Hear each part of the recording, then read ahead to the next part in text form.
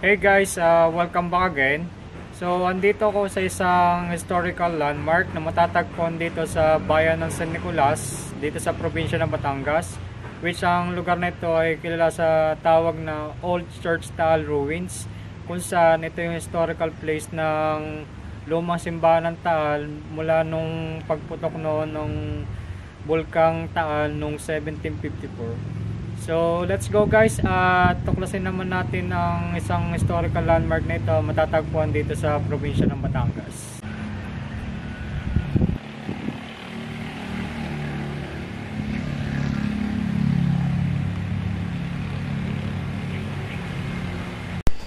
Ito ang natirang guho ng lumang simbahan ng Taal o mas kilala sa tawag na Old Taal Church Ruins na matatagpuan sa bayan ng San Nicolas sa probinsya ng Batangas.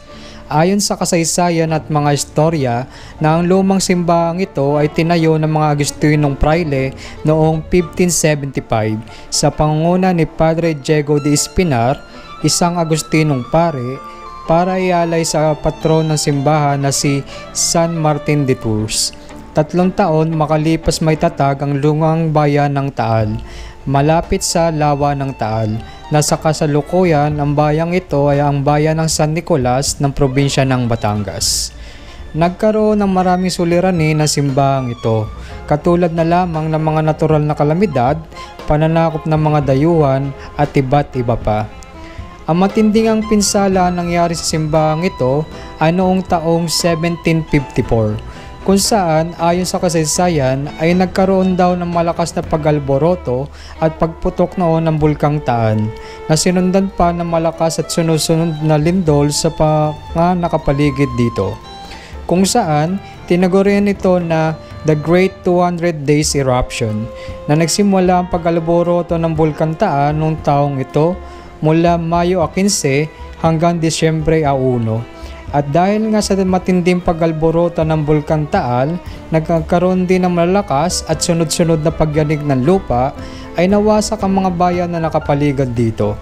Katulad na lamang ng bayan ng lumang bayan ng Lipa, Taal, Sala, Bawan at Tanawan.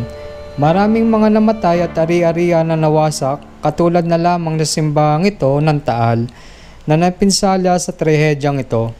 Kaya makalipas nga ang trahedyang ito, ang mga bayan na nawasak dahil sa pinsala na pagputok ng bulkang Taal ay nagpasyang lumayo sa tabi ng bulkan at lumipas sa mas ligtas na lugar.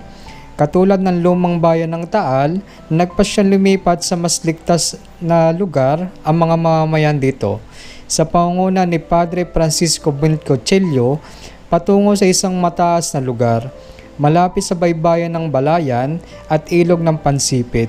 At noong 1755 ay nagpasya na muli ang mga mamamayan at muling magtayo ng bagong simbahan na destinasyon ni Ginoong Martin Aguirre ang lupa na kinatatayuan ng bagong simbahan ng Taal na mas kilala ngayon sa tawag na Taal Basilica. Kasunog ang pagtatatag ng bagong bayan ng Taal at ito nga ang bayan ng Taal ng probinsya ng Batangas. Sa ngayon, ang guho ng lumang simbahan ng Taal ay makikita pa rin sa bayan ng San Nicolas ng probinsya ng Batangas.